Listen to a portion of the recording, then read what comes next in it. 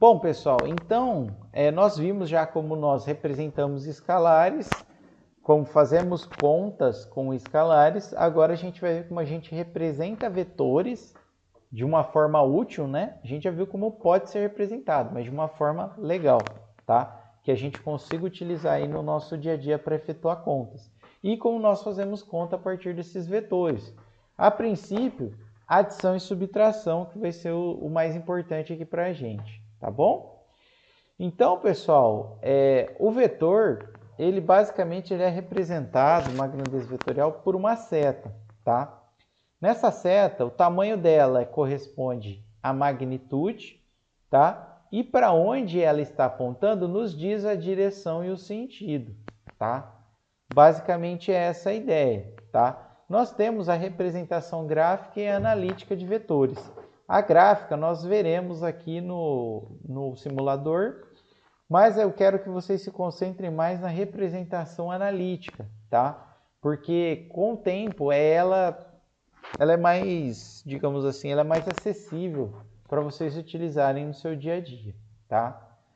Então, pessoal, a representação analítica de um vetor, ela é basicamente, primeira coisa, a gente tem que ter um referencial, né? O que é o referencial? O zero, tá? Então, essa representação é em relação a um referencial, tá? E ela é descrita por meio de, digamos assim, de partes. Como assim de partes, tá? Quando a gente representa um vetor no campo cartesiano, a gente vai falar que esse vetor, parte dele está na direção aqui x, ó, tá vendo? Que é essa direçãozinha aqui, ó. Parte dele, que seria o ax, tá? Parte desse vetor está na direção y aqui, ó, representada, que é o AY, e parte está sendo representada aqui na direção vertical, que é o AZ, ok? Tá? E como eu represento que essa parte, como eu mostro, né? Escrevo que essa parte está na direção x, essa parte está na direção y, essa parte que está na direção z, tá? O que eu vou fazer? Então, a primeira coisa, quando eu tenho um vetor, em cima do nome do vetor, eu vou colocar uma setinha. Quando a gente põe essa setinha, a gente automaticamente já entende que a grandeza que a gente está analisando ela é um vetor, tá? E aí, pessoal, deixa eu vir aqui para baixo, que deu uma travadinha, tá? Então, veja, ó, a minha parcela do vetor em x é o ax, tá? Como eu digo que essa parte aqui está na direção x? Falando que eu tenho que ela está na direção y. Todo mundo vai entender que o y, ele indica que está na direção x, tá? Então, quando vocês verem ali algo vezes o y, significa que está na direção x. Tá? Essa parcela do vetor está na direção x, é isso que significa.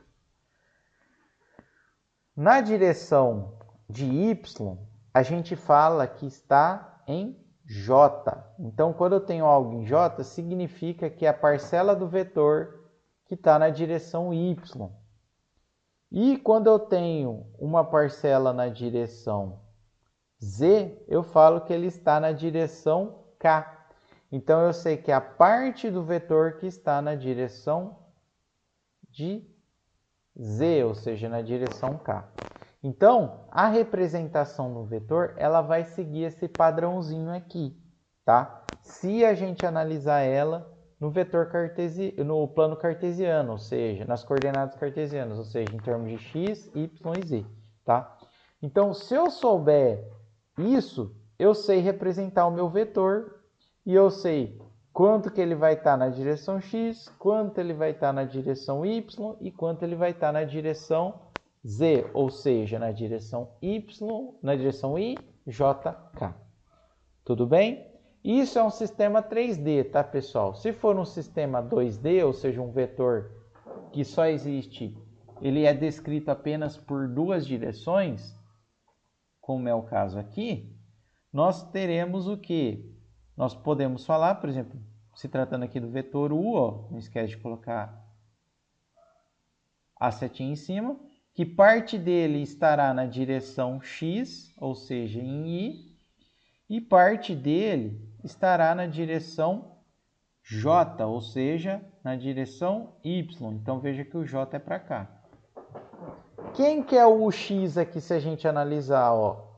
Não é a parte do u que está em x? Qual que é a parte do u que está em x? É esse comprimento aqui, ou seja, 2. Então, esse cara aqui é 2. Qual que é a parte do que está em y? É o comprimento que está na direção y, ou seja, 2 também. Então, o y também é 2. Então, o meu u eu posso escrever como sendo 2 na direção y e 2 na direção j. Tudo bem, pessoal? Então, é assim que eu represento, tá? Uma outra forma aí que vocês devem ter visto em geometria analítica, e verão também a álgebra linear, é por meio dessas fórmulas aqui, pelos parênteses.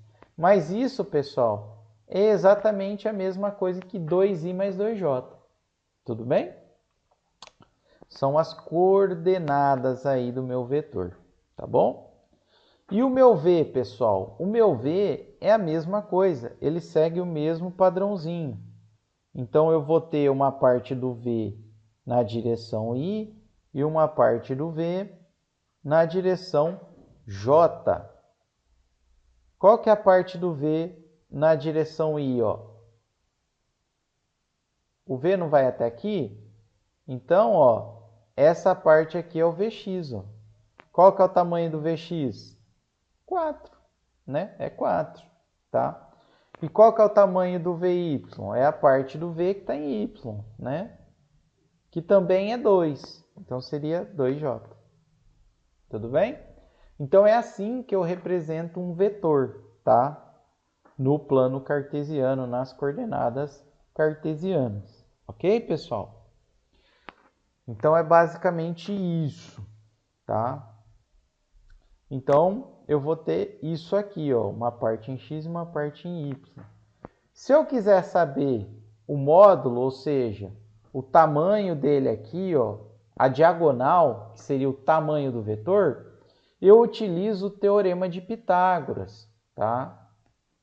Para quem não lembra do teorema de Pitágoras, ele é utilizado em triângulos retângulos, né? E ele nos diz aqui, ó, que os catetos, que são esses lados aqui que formam os ângulos de 90 graus, esse aqui e esse aqui, ó, significa que se a gente elevar esse lado aqui, que a gente chama de x, né, ó, x ao quadrado mais y ao quadrado, perdão, pessoal, deixa eu dar uma apagada aqui, que senão vai ficar ruim. Então, ó, se eu pegar aqui, ó, x ao quadrado mais y ao quadrado, eles vão ser iguais ao quadrado da hipotenusa. A hipotenusa é o lado oposto ao ângulo de 90 graus. Quem que é a nossa hipotenusa? Né? É o ângulo oposto ao ângulo de 90 graus, que é o tamanho do V, né? Tudo bem? Então, se eu quiser achar o tamanho do vetor, né, ó, qual que é a operação contrária ao quadrado? Como eu faço para isolar o V? Tiro a raiz aqui, né? Ó. Tudo bem, pessoal? Então, o que vai acontecer lá? Igual a gente viu lá, que tem um vetor qualquer, ele vai ter ax na direção y e o ay na direção j. Vamos desenhar ele aqui para a gente ver. Aqui é o y, ou j, vamos até colocar, ó. Opa, perdão, i ali embaixo e j ali em cima, né? Então, vamos lá, ó. Então, aqui é o meu i, aqui é o meu j, tá? Então, imagina lá que eu tenho meu vetor A, o módulo dele é o comprimento ali diagonal, ó. Aqui eu tenho o meu AX, e aqui eu tenho o que? O meu AY. Então, veja que para eu achar o módulo do vetor, o que eu tenho que fazer? Elevar ao quadrado os catetos. Quem são os catetos? As componentes, tá? Ou seja, quem está em I e quem está em J. Tudo bem? Isso é uma regrinha extremamente importante. Tudo bem? E se eu quiser achar o ângulo aqui, por exemplo, para eu saber quanto que ele está inclinado e tal, aí eu tenho que usar alguns conceitos de geometria, que é o conceito ali de seno, cosseno, tangente, tá bom? E aí vocês podem utilizar qualquer um deles, tá? Mas depois a gente vai entrar nisso aí. Por enquanto, vamos focar em como a gente representa esse vetor, tá bom? Bom, e como que eu realizo operações com vetores, tá?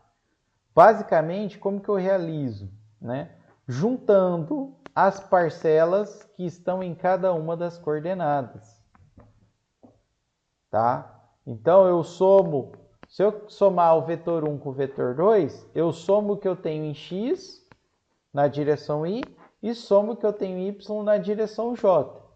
E o mesmo vale para a subtração. Eu subtraio o que tem em x dos dois e subtraio o que tem em j dos dois. Então, pessoal, ó, vamos fazer um exercício aqui só para vocês entenderem. Isso aqui é lição de casa. Então, vamos colocar aqui. Vamos falar que o nosso V1 ele é 2i mais 2j. Tá? E o V2... Calma aí, pessoal. Eu cometi um erro aqui. Aí, ó o professor esquecendo. Tem que colocar o símbolozinho aqui, né, do vetor. E o V2, ele é, por exemplo, 3i e menos 4j. Tudo bem? Imagina que eu queira saber a soma desses vetores.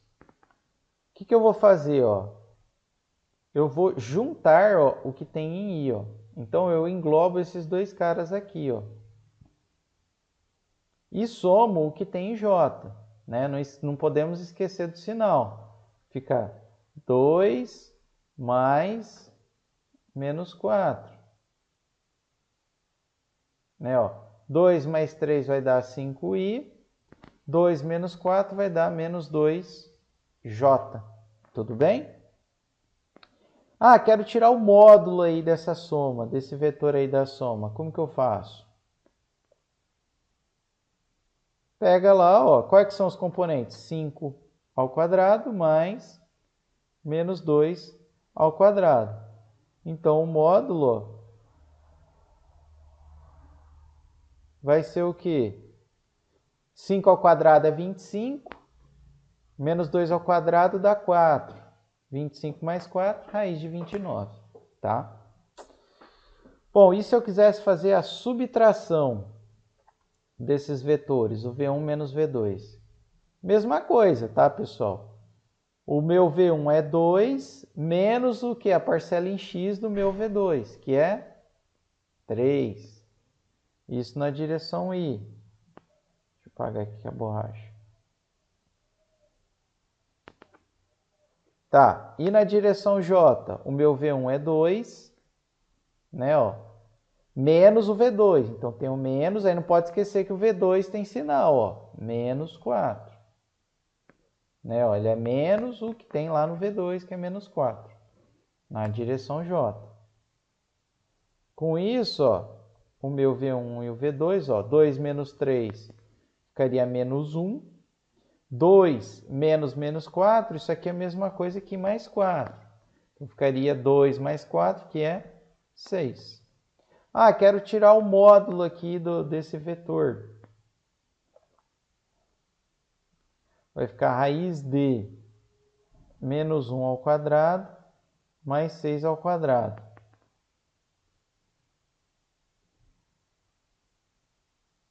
Menos 1 ao quadrado dá 1, 6 ao quadrado dá 36, 1 mais 36, raiz de 37.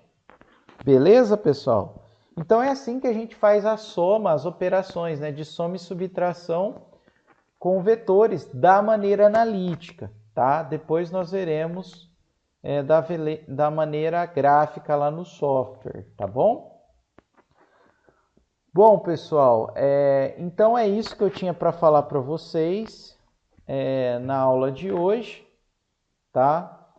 Eu quero que vocês façam esse exercício aqui. Eu não vou ensinar ainda como utiliza o simulador, acho que eu vou ensinar na próxima aula, senão vai ficar muita coisa, tá? Então eu quero que vocês tentem fazer da maneira analítica, aqui estão as respostas para vocês seguirem, tá?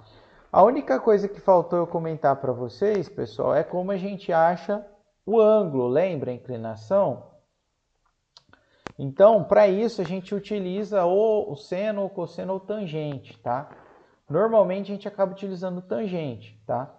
Então, ó, vamos imaginar lá que a gente tem aquele vetor, né? Direção I é a direção J. Aqui é o vetor A, né, ó. Vamos imaginar, ó, que aqui vale 2 e aqui vale 2, tá? Nós vimos que a gente pode escrever o vetor A como sendo 2i mais 2j, tá? Nós também sabemos, né, vimos que para achar o módulo do vetor A, basta eu elevar ao quadrado as suas componentes, né, que são os catetos ali do triângulo. Nesse caso aqui, ficaria 4 mais 4, raiz de 8, tudo bem? Então esse seria o módulo. E a gente pode também definir a direção, né, desse vetor, que é esse ângulo θ, tá? Esse ângulo θ, pessoal, a gente pode determinar pelo seno, cosseno ou tangente, tá? Aqui tá as regrinhas para quem não lembra do colegial, tá? Tem o triângulo, retângulo, tá, pessoal? Os lados que formam o ângulo de 90 graus são os catetos. Aí vai ter o cateto adjacente ao oposto. O cateto que está próximo do ângulo que você quer encontrar, por exemplo, esse θ aqui, é o cateto adjacente, porque ele é mais pertinho. O cateto que está oposto ao ângulo que você deseja encontrar é o cateto oposto. E o outro lado do triângulo é a hipotenusa. Então, por exemplo, se eu quiser saber esse ângulo aqui, o θ, por meio da tangente, ó, a gente tem o quê? Que tangente de θ é o cateto oposto pelo cateto adjacente, né, ó. Se eu quiser saber o θ, como eu faço? Eu faço a operação inversa da tangente, que é a tangente a menos 1 ou o arco tangente.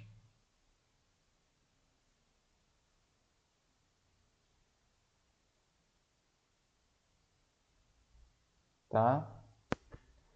Ou o arco tangente, pode estar escrito assim na calculadora de vocês, ó. É a mesma coisa que tangente a menos 1.